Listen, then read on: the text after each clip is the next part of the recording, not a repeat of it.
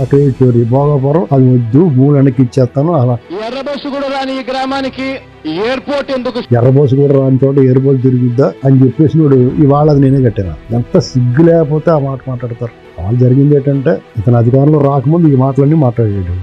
అధికారంలోకి వచ్చిన 2 ఏళ్ల పాటు అక్కడ ఏం ఒక్క కార్యక్రమం ఒక ఇటు కూడా పెట్టలేదు. మళ్ళా వచ్చి ఇతనితో మాట్లాడుకుని వీడికి ఇవ్వాల్సిన మూట ఇచ్చేసి ఒక 500 ఎకరాలు నేను దొబ్బెత్తానంటే దొబ్బెత్తరా బాబని అప్పుడు మళ్ళీ మొదలెట్టారు. ఈ లోపల ప్రభుత్వం మారింది. చక్క వాళ్ళకి అన్న అనుమతులు ఇచ్చి పూర్తి చేయించారు. ఓపెనింగ్ చేస్తున్నారు ఇవాళ. నమస్తే అండి, వెల్కమ్ టు అవర్ ఛానల్. మనతో ఈరోజు ఏపీ కమ్మ కార్పొరేషన్ డైరెక్టర్ అడుసుమల్లి శ్రీనివాసరావు గారు ఉన్నారు. సార్ నమస్తే. సార్ నమస్కారం అండి. సార్, ఇప్పుడు కూటమి ప్రభుత్వం నిర్వహిస్తున్నటువంటి కార్యక్రమాలని, అలాగే పెట్టుబడుల్ని అండ్ సంక్షేమ పథకాలని ప్రతిదీ కూడా జగన్ గారు ఏం చెప్తున్నారంటే మా హయాంలో మేమే ప్రారంభించాము, మేమే చేశాము. చంద్రబాబు నాయుడు గారు అన్ని క్రెడిట్ చోరీ చేసేస్తున్నారు, మేం చేసినవి వాళ్ళ పేరు చెప్పుకుంటున్నారు అని చెప్పేసి ఆయన వ్యాఖ్యానించారు. సార్, దీన్ని ఎలా చూడాలి? ఇది క్రెడిట్ చోరీ. ఇప్పుడు క్రెడిట్ చోరీ అనడానికి జగన్మోహన్ రెడ్డి గారికి ఒకసారి అద్దంలో ముఖం చూసుకుని మాట్లాడాలండి. ఎందుకంటే అతను భోగాపురం ఎయిర్పోర్ట్ గురించి అతను ఏం మాట్లాడాడు అనేటువంటిది డిజిటల్గా నిక్షిప్తమైపోయి ఉంది. అతను 2019 ఎన్నికల ముందు అక్కడ భోగాపురం ప్రాంతంలో విజయనగరం జిల్లా పాదయాత్రలో ఉన్నప్పుడు అక్కడ ఎర్ర బస్సు కూడా రాని చోటకి ఎయిర్ బస్సు తీసుకొస్తారంటే వీళ్ళని విక్రించాడు జగన్మోహన్ రెడ్డి గారు. అలాగే అక్కడ రైతులందరికీ ఏం చెప్పాడంటే మనం అధికారంలోకి వస్తున్నాం, అధికారంలోకి వచ్చింది దీన్ని ఆపేయటమే కాకుండా మీ భూములు మీకు వెనక్కి ఇచ్చేస్తా అన్నాడు. అవసరమైతే కేసులు వేసి ఆపుదాం అన్నాడు. అంటే అతను అభివృద్ధికి ఆటం కలిగించేవాడు. అతను అభివృద్ధి అంటే అతను సిరాకు ఏముంటే అది తీసేసుకుంటామే. కానీ సాధారణంగా వాళ్ళ నాన్నగారి వ్యవహారం ఏంటంటే బాగా అభివృద్ధి జరగనిచ్చి అది తీసుకుంటాడు. అభివృద్ధి ఫలాలు ప్రజలకు అందాలి. అవి ప్రజలకి ఒక 20% నుంచి 80% అతను లాగేసేవాడు, లేకపోతే సగం. ఇతను అలాగే కాదు, వాళ్ళ అభివృద్ధి వద్దు, ఆ ఉన్నగాడ గోకు తినేస్తానంటాడు. ఎవరినో తోట పెంచాలి, తోట పెంచిన తర్వాత తోట పెరగనిచ్చి కాయలు కోసి దొప్పుతాం, అదో రకం.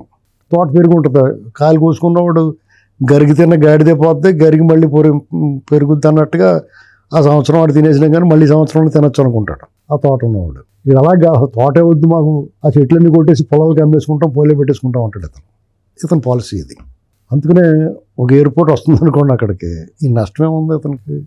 మామూలుగా సరే అతను చేయనివ్వండి, చూద్దాం, మనం వచ్చిన తర్వాత ఓపెన్ చేద్దాం, మనం పేరెట్టుకుందాం అనుకోవచ్చు. అలా చేశాడు. రింగ్ రోడ్డు ప్రపోజల్ కానీ శంషాబాద్ ఎయిర్పోర్ట్ ఇలాంటివన్నీ చంద్రబాబు నాయుడు గారు ప్రపోజ్ చేశాడు. ఆయన అధికారంలో దిగిపోయేటప్పుడు కొంతవరకు కొలికి తీసుకొచ్చిందని ఆయన అధికారం కోల్పోయి మిగతాది ఆయన పూర్తి చేశాడు. పూర్తి చేసి ఆయన కావాల్సింది ఆయన తీసుకున్నాడు, శుభ్రంగా దాన్ని అడను ఇచ్చాడు, పాడు చేయలేదు ఆ నాన్నగారు.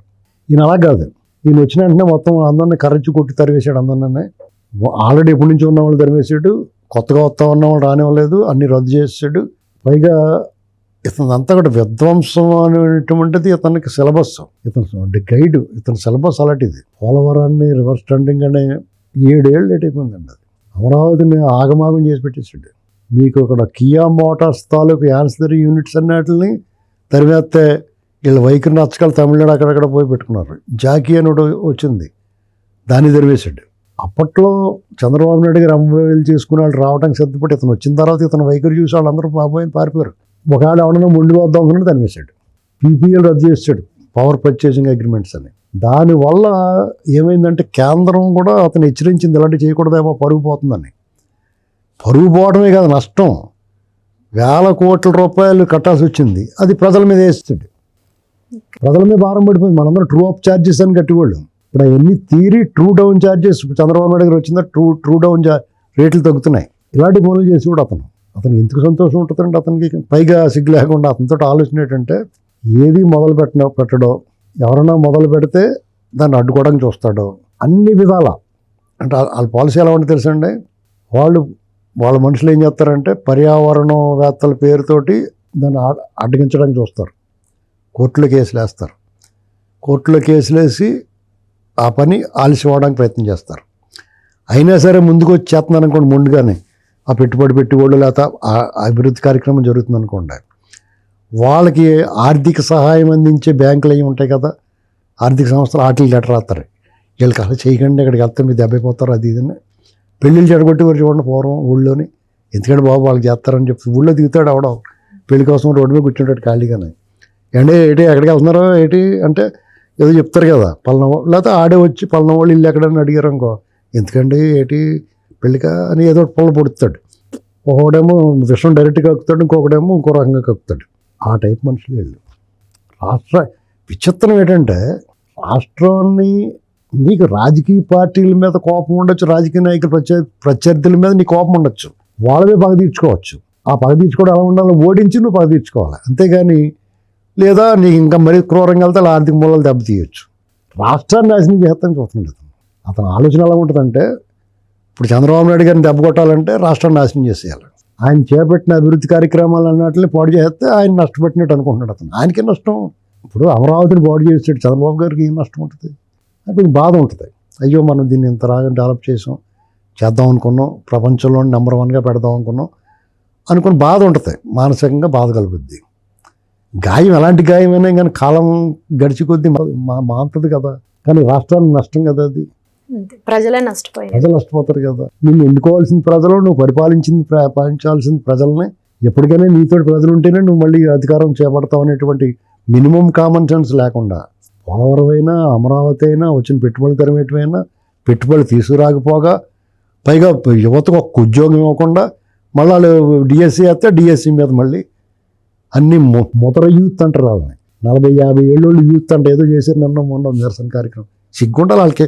ఆ కెమెరాలో పడతాం, మన ముఖం ఇంత ముఖం ఉంది, 40-50 ఏళ్ళు కనపడిపోతున్నాయి ముఖంలోనే రాసినట్టు.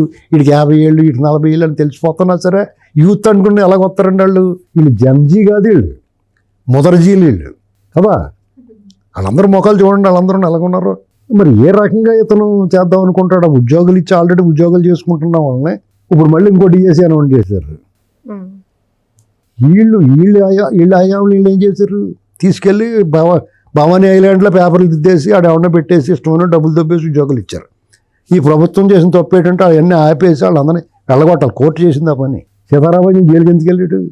సిగ్గు లేకుండా ఎవరిస్తారు మాట్లాడతారు, వీళ్ళు అడ్డగోలుగా మాట్లాడతారు.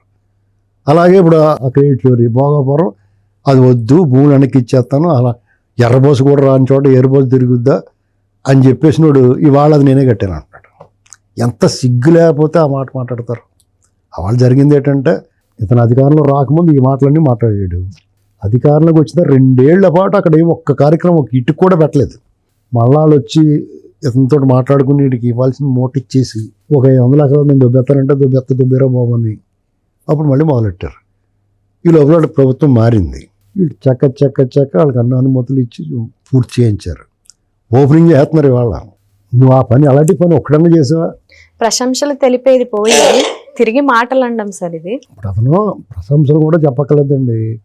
నువ్వు కూడా వచ్చేసి వాళ్ళతో పాటు పాల్గో వేడుకల్లోని. నిన్ను కూడా కూర్చోబెడతారు అక్కడ, వీళ్ళు మంచోళ్ళు కాబట్టి. అలాగే నువ్వు వాళ్ళు జ్వరబడిపోవాలి. కానీ నువ్వు వెళ్ళి అక్కడేమో భోగాపురం ఎయిర్పోర్ట్ ప్రారంభోత్సవం అడావుడిలో ఉంటే నువ్వు వెళ్ళి సిద్ధిరప్పలరాజుని పరామర్శాలు. నీ మనస్తత్వం ఏంటిది? బాధితుడు ఎవరో, బాధించిన వాడెవడో, నువ్వు బాధితుల పక్షాన బాధించిన వాడి పక్షాన అంటే నేను ఎప్పుడు కూడా బాధించిన వాడి పక్షానే ఉంటాను, రౌడీలు వెనకాల ఉంటాను, నేను చైన్ స్నాచర్స్ తోటి ఉంటాను, సామాన్య ప్రజలతో ఉండను అని మాట్లాడుతున్నావు డైరెక్ట్గా. జనాల్లో పట్టుకుని చైన్ స్నాచర్స్ని, రౌడీ షీట్ని, గంజా బ్యాచ్ని, బ్లేడ్ బ్యాచ్ని కొట్టేస్తే పోలీసులు ప్రజలంతా అమ్మయ్య భలే కొట్టారా బాబు అనుకుంటున్నారు. నువ్వు వెళ్ళి వాళ్ళకి పరామర్శకి వెళ్ళి మీరు ఎక్కువ సంతోషపడకండి, ప్రజలు మళ్ళీ నేను రాగానే ఇలాంటి అందరినీ తయారు చేసి మీ మీదకి వదిలేస్తారని చెప్తున్నాను. ఇప్పుడు ఊళ్ళో పిచ్చుకోక తిరుగుతుంది అనుకోండి, దాన్ని మున్సిపాలిటీ వాళ్ళు పట్టుకుపోయినా లేదా దాన్ని కొట్టి చంపేసినా ప్రజలు అమ్మయ్య ఈ బెడద వదిలిందిరా బాబు అనుకుంటారు. అప్పుడు ఎవడన్నా వచ్చి మీరు ఈ పిచ్చుకోక పోయిందని మీరు సంతోషపడుతున్నారేమో, 6 కుక్కలను వదిలేస్తాను మీ ఊళ్ళో అంటే ఎలా ఉంటుంది? ఇతను అలాంటి మాటలు మాట్లాడుతాడు. ఇప్పుడు ఒక పక్క చూసుకుంటే కారుమూరి నాగేశ్వరరావు గారికి కూడా ముందస్తు బెయిల్ అనేది కోర్టు రద్దు చేసింది కదా సార్. ఆయనేమో నాకు హెల్త్ బాగాలేదు, నేను రాలేను అని చెప్పేసి, ఈ విషయాన్ని ఎలా చూడాలి సార్? అదే అతను ఎప్పుడు జైల్లోకి వెళ్ళిపోతాడో పరామర్శ చేద్దామని చూస్తాడు జగన్మోహన్ రెడ్డి. కారుమూరి నాగేశ్వరరావు ఇప్పుడు ఇతనితో వాళ్ళు పెడదేంటంటే అతను జైల్లో ఉంటేనే పరామర్శ చేస్తాడు. అతను పరామర్శ చేయడం కోసం మేము జైలుకి వెళ్ళాలా అని బాధపడుతున్నారు వాళ్ళందరూ. నీ పరామర్శలు గట్ట మాకు వద్దురా బాబు, మేము జైల్లో గట్ట వెళ్ళలేము అనుకుంటారు. కాదు, ఇతను ఏమంటాడంటే మీరు దొరికిపోండి, జైల్లోకి వెళ్ళిపోండి, వచ్చి పరామర్శ చేస్తాను అంటాడు. ఇలా ఉంది వాళ్ళ పరిస్థితి. ఇప్పుడు కారుమూరి నాగేశ్వరరావు ఇది ఎక్కడ తద్దినరా బాబు నాకు అనుకుంటున్నాడు అతను.